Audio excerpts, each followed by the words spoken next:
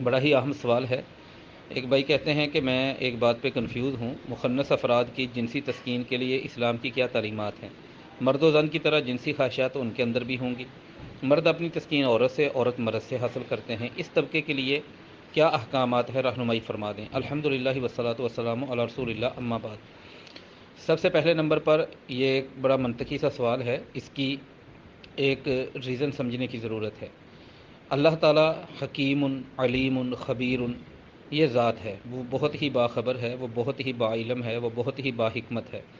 انسانی عقل بڑی محدود ہے، وہ اللہ تعالیٰ کی حکمتوں، اللہ تعالیٰ کے علم اور اللہ تعالیٰ کی مشیتوں کا ادراک، شعور کما حقہ نہیں کر سکتی۔ اللہ تعالیٰ کی حکمت ہوتی ہے کہ بعض دفعہ پیدا ہونے والا بچہ جسمانی طور پر اب نارمل ہوتا ہے، بعض دفعہ اس کا کوئی عضو وہ معذور ہوتا ہے، بعض دفعہ پیدا ہونے والا بچہ اس کا بازو معذور ہوتا ہے، وہ بازو سے معذور ہوتا ہے، بعض دفعہ ٹانگ سے معذور ہوتا ہے، بعض دفعہ آنکھوں سے معذور ہوتا ہے۔ ایسے ہی لائک دیٹ کوئی اور بھی معذوری ہو سکتی ہے۔ یہ اللہ تعالیٰ کی حکمت ہے کہ وہ ایسا کیوں ہے، اس کے اندر کئی چیزیں بڑی واضح ہو جاتی ہیں بعد میں۔ جس طرح ہاتھ کی معذوری ہو سکتی ہے، ٹانگ کی معذوری ہو سکتی ہے، آنکھوں کی معذوری ہو سکتی ہے، بالکل ایسے ہی سملرلی آپ دیکھیں گے کہ بعض دفعہ سیکس کے جو اعضاء ہیں، جنسی اعضاء ہیں، ان کے اندر بھی معذوری ہوتی ہے۔ وہ معذوری اس طرح ہے کہ وہ دیکھنے میں بچی معلوم ہوتی ہے، لیکن وہ اس قابل نہیں ہوتی کہ وہ حقوق زوجیت ادا کر سکے۔ ایسی صورت میں اس کو مخنث کہتے ہیں۔ تیسری جنس بھی ہمارے ہاں لفظ استعمال کیا جاتا ہے۔ ایسے ہی بعض دفعہ پیدا ہونے والا بچہ ہوتا ہے، جیسے اس کا بازو معذور ہو سکتا ہے، ٹانگ معذور ہو سکتی ہے، یا آنکھیں معذور ہو سکتی ہیں، ایسے ہی وہ حقوق زوجیت ادا کرنے کے قابل نہیں ہوتا، سیکس کے اعضاء سے وہ معذور ہوتا ہے۔ تو مخنث بنیادی طور پر کہتے ہی اسے ہیں، اگر وہ مردوں کی کیٹیگری میں آ رہا ہے تو وہ مردوں والے اعضاء سے محروم ہوتا ہے کہ وہ اعضاء مردوں والے اس کے پاس ہی نہیں ہوتے۔ جب مردوں والے اعضاء نہیں ہوتے تو وہ مردوں والی جنسی تکمیل کی خواہش بھی اس کے اندر نہیں ہوتی۔ ایسے ہی بعض دفعہ لڑکی ہوتی ہے اور لڑکی یا بچی ہوتی ہے تو فیمیل ہونے کی صورت میں وہ اپنے شوہر کے ساتھ جو حقوق زوجیت والا تعلق ہے وہ قائم کرنے کی صلاحیت اس میں نہیں ہوتی۔ تو جب اس کے اندر فطری طور پر پیدا کرتے ہوئے اللہ تعالیٰ نے وہ صلاحیت ہی نہیں رکھی تو وہ خواہش بھی نہیں رکھی۔ اب ہوتا یہ ہے کہ یہ اپنی خواہش کے الٹ یہ لوگ چلے جاتے ہیں، بعض دفعہ سوسائٹی کا ایک رویہ ہے اس کی وجہ سے بھی، بے حیائی برائی اس کی وجہ سے بھی ہوتا یہ ہے کہ جو جنسی اعضاء سے محروم لوگ ہوتے ہیں بعض دفعہ وہ کمائی کا ذریعہ بنانے کے لیے، جس طرح ہم سگنلز پہ دیکھتے ہیں، ہم میٹنگز میں دیکھتے ہیں، ہم ایسے لوگوں کے فنکشنز میں دیکھتے ہیں، وہ اپنے آپ کو پیش کرتے ہیں اور اپنے آپ کو پیش کر کے جنسی تکمیل کسی غلط جگہ پہ کروانے کی کوشش کرتے ہیں۔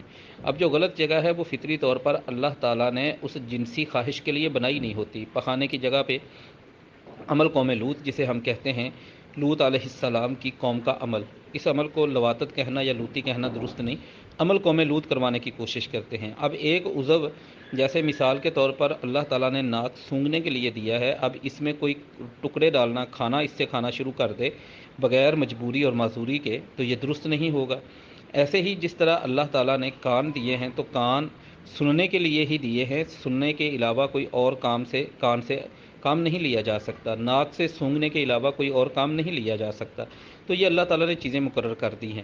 ایسے ہی جسمانی اعضاء جو اللہ تعالیٰ نے ہماری قضائے حاجت کے لیے دیے ہیں وہ قضائے حاجت کے لیے ہی ہے، وہ وتی کے لیے نہیں ہیں، بلکہ وہ شوہر اور میاں بیوی جو ایک دوسرے کا لباس ہوتے ہیں، جو ایک دوسرے کے جسم کے پوری طرح امانت دار اور امین ہوتے ہیں، ان کے لیے بھی اس تعلق کو جائز نہیں رکھا۔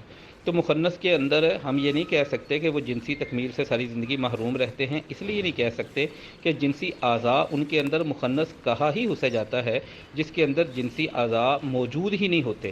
یعنی وہ میل ہے تو میل والے اس کے ساتھ اعضاء اس کے پاس اعضاء نہیں ہوتے، وہ فیمیل ہے تو فیمیل والے اعضاء موجود نہیں ہوتے۔ جب فیمیل والے اعضاء ہی موجود نہیں، مخنث اسے ہی کہا جائے گا۔ اگر فیمیل والے اعضاء اس کے پاس موجود ہیں سیکس کے تو اس کو فیمیل ہی کہا جائے گا، اس کو مخنث نہیں کہا جائے گا۔ ایسے ہی اگر میل کے پاس جنسی اعضاء موجود ہیں، سیکس والے اعضاء موجود ہیں تو اسے ہم میل ہی کہیں گے، اسے مخنث نہیں کہیں گے۔ تو مخنث جب ہم کہہ دیتے ہیں تو اس کا مطلب ہی یہ ہوتا ہے کہ اس کے پاس وہ اعضاء موجود نہیں۔ اب جو چیز موجود نہیں اس کے اپوزٹ وہ کوئی اور رویہ اختیار کرتا ہے تو وہ معاشرے کو بھی بے حیائی میں مبتلا کرے گا اور خود کو بھی بے حیائی میں مبتلا کرے گا۔ یہ بات اللہ تعالیٰ کے دین میں درست نہیں ہے۔ جیسا کہ اللہ تعالیٰ نے قرآن مجید پارہ نمبر 18 میں سورۃ مومنون کے آغاز میں آیت نمبر 5-6 میں اللہ تعالیٰ نے اس کو تفصیل سے بیان فرما دیا. فرمایا کامیاب مومن وہ ہے الذین هم فی صلاتہم خاشعون والذین هم عن اللغو معرضون والذین هم للزکاۃ فاعلون والذین هم لفروجہم حافظون. اور یہ کامیاب مومن جو ہے وہ اپنی شرمگاہوں کے محافظ ہوتے ہیں. الا علی ازواجہم او ما ملکت ایمانہم فانہم غیر ملومین. تو ان کے اپنی جنسی خواہشات کی تکمیل کے دو ہی سورسز ہیں کسی بھی انسان کے پاس، یا تو بیوی ہے یا بیوی کے علاوہ لونڈی ہے.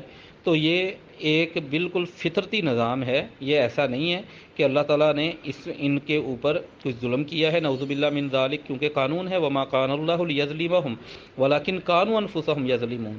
اللہ کا یہ انداز ہی نہیں ہے کہ وہ کسی پر ظلم کرے، لوگ اپنے اوپر ظلم کرتے ہیں. تو یہ ان کے پاس جنسی خواہش کی تکمیل کے لیے جو اعضاء ضروری ہے وہ ہوتے ہی نہیں ہیں.